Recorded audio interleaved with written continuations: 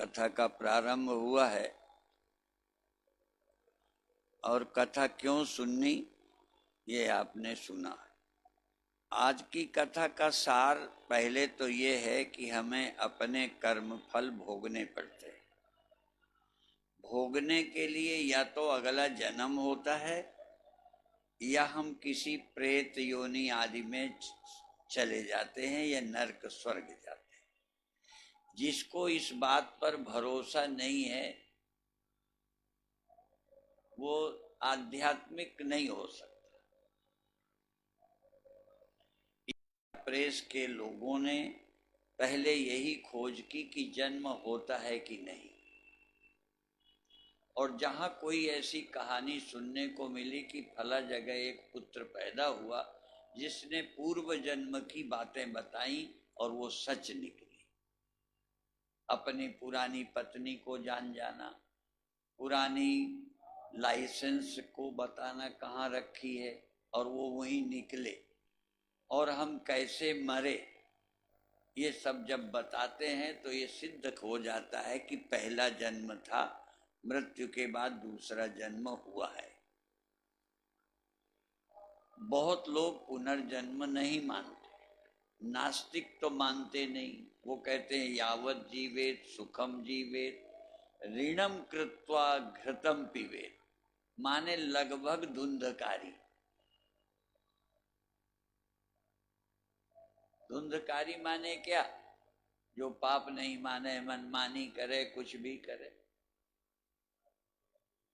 तो बहुत लोग ऐसे समझ नहीं आता, और या तो हैं या बन जाएंगे। जो धर्म को नहीं मानेगा, पुनर्जन्म नहीं मानेगा, कर्म के फल को भोगना पड़ता है ये नहीं मानेगा, उसे साधु होने की क्या जरूरत, उसे भगवान के भजन की क्या जरूरत, उसे आत्मज्ञान की क्या जरूरत। तो कहते हैं चाहे जैसा करो, मौज से रहो, मर जाओगे छुट्टी। यद्यपि नास्तिक भी इतना तो मानेगा कि डायबिटीज हो गई है, मीठा खाऊंगा तो नुकसान करेगा, चोरी करूंगा पुलिस देश के कानून के हिसाब से पकड़ लेगी तो जेल जाऊंगा। इस जन्म तक के कष्ट को तो नास्तिक को भी मानना पड़ेगा। इसलिए इस जन्म के कष्ट ना हो, इस जन्म के, उसके लिए चोरी भी करता है तो छिप के, किसी का मर्डर भी करता है तो लाश गायब करता है कि पता ही न चले। इस जन्म के कष्ट से बचने के लिए इस तरह के काम करता है, आगे को मानता ही नहीं। जो आगे को मानता है अगले जन्म को, ऐसा क्यों करेगा? अभी नहीं भोगूंगा, पुलिस नहीं देखेगी तो बाद में मुझे कष्ट होगा, नरक जाऊंगा, स्वर्ग जाऊंगा, अगला जन्म लूंगा, वहां जाके भोगूंगा। हम केवल पुलिस से बच गए, सरकार के कानून से बच गए। एक लाइन ज्यादातर यहां गाई जाती है, तो आज मैं एक लाइन बदलता हूं। लोग कहते हैं मेरा हरि है 1000 हाथ वाला, मेरा भगवान 1000 हाथ वाला है, इसलिए वो हमारे को बचाएगा, रक्षा करेगा। पर मैं आज एक लाइन और जोड़ता हूं, मेरा हरि है 1000 आंख वाला। तुम कितना छिपो वो देख लेगा, और उस देख लेगा तो पुलिस देखे न देखे, सरकार देखे न देखे, कोई पड़ोसी देखे न देखे, उसने देख लिया जिसके हाथ में दंड देना है। जो अगले जन्म में भी स्वर्ग नरक देता है, प्रेत योनि देता है, अगले जन्म में अच्छी बुरी पत्नी देता है, अच्छे बुरे लड़के पैदा कर देता है, जो भोगना पड़ता है। अब जो इनको भोग रहे हैं उन्हें पुराना याद तो है नहीं। लगते हैं भगवान हमसे नाराज है, कोई नाराज नहीं है। इसीलिए ज्योतिर्मय रोज सुनाते रहते हैं कि क्या जाने तेरे सुख दुख का क्या बटन तेरे हाथ में है पगले।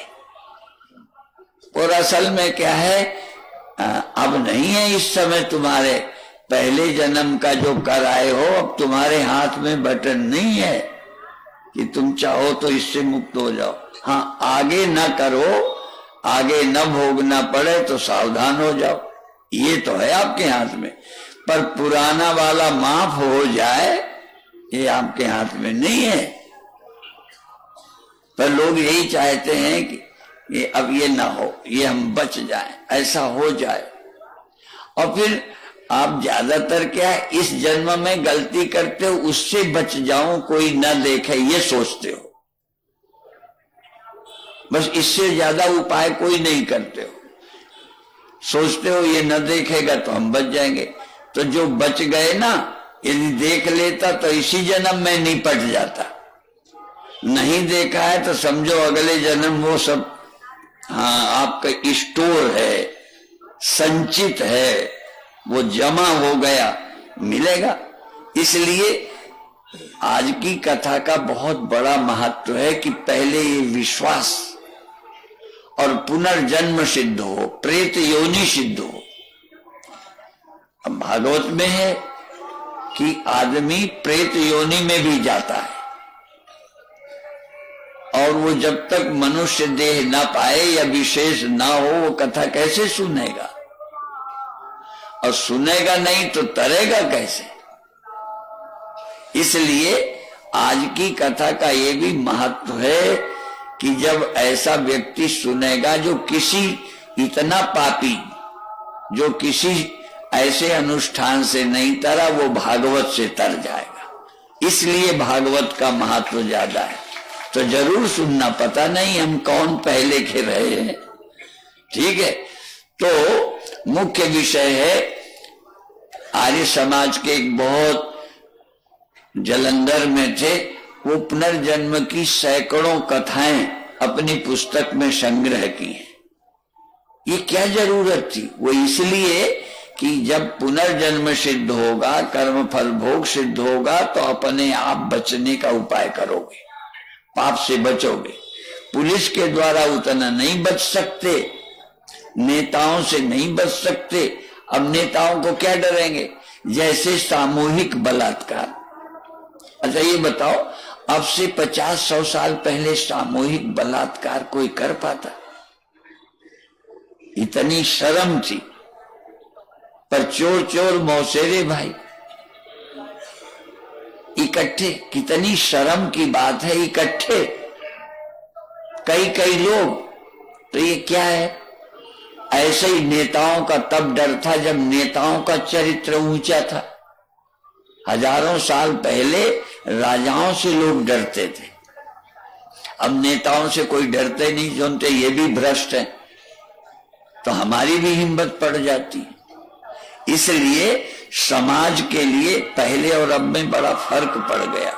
तो आवश्यकता है हम इस बात को ठीक से समझें कि पुनर्जन्म होता है, ये केवल अंधविश्वास नहीं है, और जन्म में अपने कर्मों का फल भोगना पड़ता है। हमारे गुरुदेव बोलते थे, ना भुक्तम क्षीयते कर्म जन्म कोटि शतैरपि।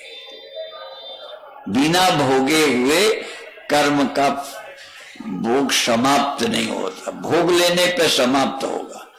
और इतने कर्म होते हैं कि एक भोगेंगे, दूसरा, तीसरा, और एक जन्म में इतने कर्म कर डालते हैं कई जन्मों के। इसलिए आवश्यकता है 3 चीजें। एक तो शरीर मैं नहीं हूं, जीव हूं। शरीर होता तो खत्म हो जाता, शरीर होता खत्म हो जाता, छुट्टी। इसलिए चूंकि मैं शरीर नहीं हूं, जीव हूं, बचपन में, जवानी में, बुढ़ापे में इसमें रहा। अब भगवान क्या कहते हैं? कहते हैं बचपन, जवानी, कौमारम, यौवनम, जरा। तुम कुमार अवस्था में रहे, जवानी में रहे, बुढ़ापे में रहे, इस देह में। अब क्या करोगे? कहने ये देह जाएगा, तथा देहांतर प्राप्ति, दूसरा देह मिलेगा। यदि गीता को मानते हो तो दूसरा देह मिलेगा। आपका अनुभव नहीं है तो मान। अब कोई गीता को नहीं मानता, भागवत नहीं मानता, उपनिषद नहीं मानता, तो उसको कथा क्या सुनाए? इसलिए इस पावन कुंभ मेले में आए हो, कुछ चीजें तो पक्की कर लो। मोक्ष छोड़ो बाद के लिए, एक पक्की करो कि हमारा शरीर छोड़ने के बाद जीव का अस्तित्व तो रहता है। बहुत लोग नहीं मानते, बहुत लोग ये तो मानते हैं जीव रहता है, पर जन्म होता है नहीं मानते। वो ये मानते हैं स्वर्ग जाता है या नरक जाता है। ऐसे मजहब हैं, जीव को तो मानते हैं, देह छूटेगा, मृत्यु होगी तो वो रहेंगे, पर खुदाबंद करीम जब कयामत के दिन उनकी रूहों को उठाएंगे तब वो फैसला करेंगे कर्म का, तो नरक स्वर्ग जाएंगे, पर उनका भी कल्याण होगा, क्योंकि नरक है, स्वर्ग है, और भी ज्यादा अच्छा है। जन्म तो नहीं मानते, पर कहते हैं फिर नरक हमेशा के लिए भेजा जाएगा या स्वर्ग, इसलिए स्वर्ग के लालच में अच्छे काम करना, ग्रंथ की बात मानना, और नरक के डर से बुराई से बचना, क्योंकि बार बार मौका वहां नहीं मिलता। हमारे यहाँ तो मौका बहुत मिलता है, एक बार फेल हो जाओ ना तो अगले साल फिर पढ़ाई कर सकते हो, दोबारा फेल हो जाओ तो तीसरे बार पढ़ सकते हो। माने एक जन्म में न मुक्त होगे तो अगले जन्म में चूकोगे तो तुम्हें बार बार मनुष्य देह मिलेगा जब तक तुम तर न जाओगे। तो ये है, अभिप्राय तो इतना ही है कि हम सावधान हों, पुनर्जन्म का विश्वास करें, कर्म फल भोग माने। जब इस जन्म में आपको कोई रोग दुख आ जाता है, परिवार अच्छा नहीं होता तो रोते हो, और ज्यादा बहू बेटा परिवार और लोगों को बुरा कहते हो। ये ख्याल नहीं आता कि मेरे कर्म का फल है जो बहू बन के आया है, मेरे कर्म का फल है जो बेटा बना है। यहाँ तक धोखा देके नौकर मार डाले, घर का धन लूट जाए, ऐसा नौकर भी तुम्हारे कर्म से तुम्हें मिला है। इसलिए काहू न को सुख दुख कर दाता, निज कृत भोग कर्म सब भ्राता। अपने अपने कर्म का फल हम भोगते हैं, ऐसा कोई मानता ही नहीं। हम यदि किसी से दुखी होते हैं, झूठ नहीं, मैं अपने तक को इतना पढ़ता हूँ, सुनता हूँ, सुनाता हूँ, पर यदि किसी चेले से मैं दुखी होता हूँ तो मुझे नहीं लगता है कि चेला खराब नहीं है। ये चेला नहीं है, मेरे पहले जन्म का कर्म है जो चेला बन के मुझे मिला है। आपको नौकर से यदि दुख है तो आपको नौकर क्यों मिला है? कभी कभी ज्योतिर्मयानंद भी अपने साथ वालों को डांटते हैं, बेवकूफ है, ऐसा है।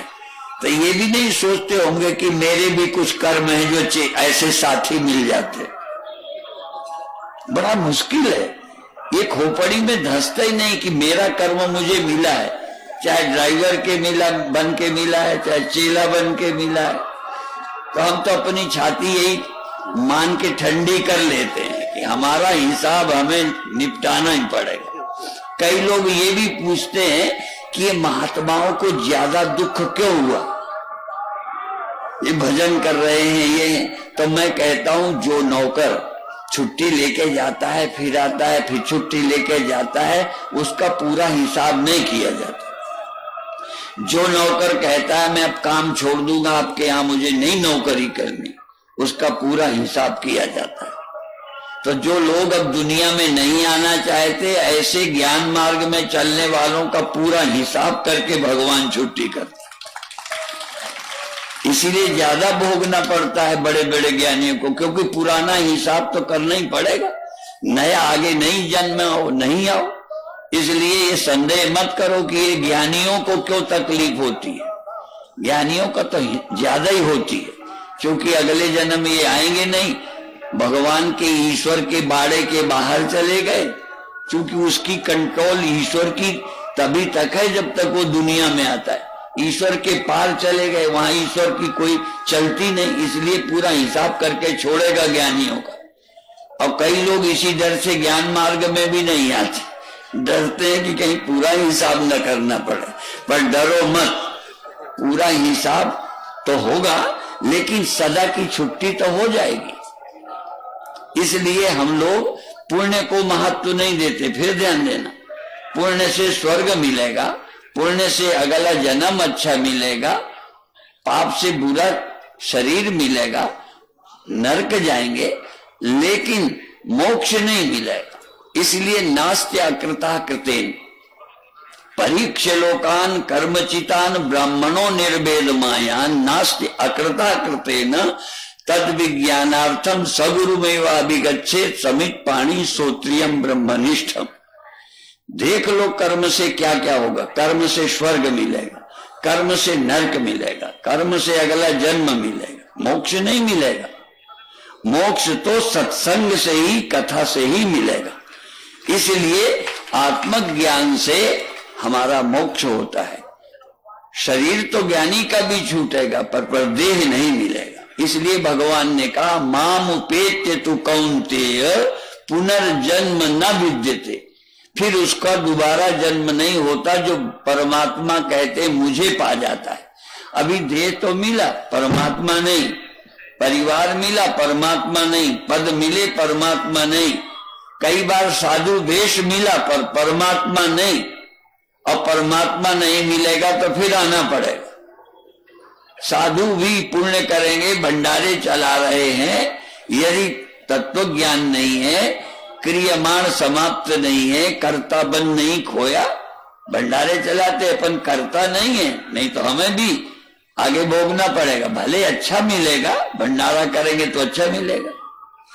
सवाल ये है कि हमको भोगने से छुट्टी पानी है तो क्या करना है? परमात्मा को प्राप्त करना है।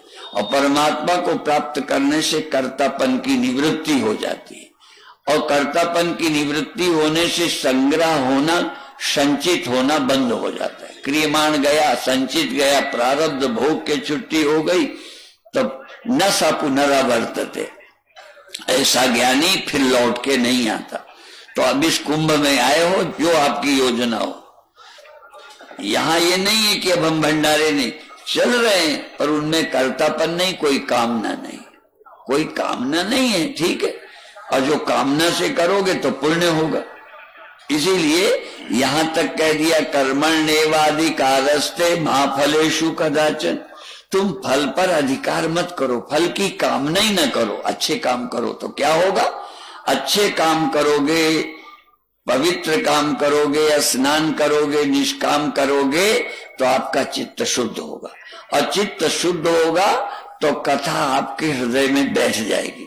और कथा हृदय में बैठ जाएगी तो परमात्मा मिलेगा, आवागमन से छुट्टी होगी। बाकी चर्चा कल फिर करेंगे।